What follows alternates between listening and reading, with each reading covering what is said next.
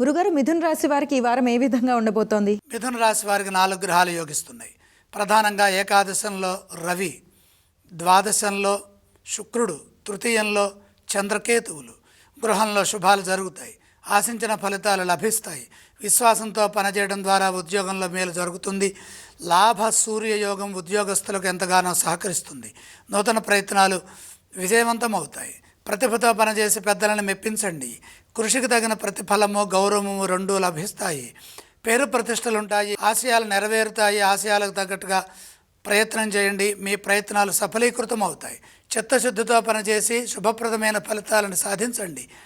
భవిష్యత్ ఆశాజనకంగా ఉంటుంది. ఆర్థిక విషయాల్లో మిశ్రమ కాలం ఉన్నది కాబట్టి ప్రతిదీ లోతుగా ఆలోచించి వ్యవహరించాలి. తెలివిగా వ్యవహరించి సమయానుకూలంగా నిర్ణయాలు తీసుకోవడం ద్వారా ఆర్థికంగా కలిసి వస్తుంది. పెట్టుబడుల విషయంలో 1-2 సార్లు లోతుగా ఆలోచించండి.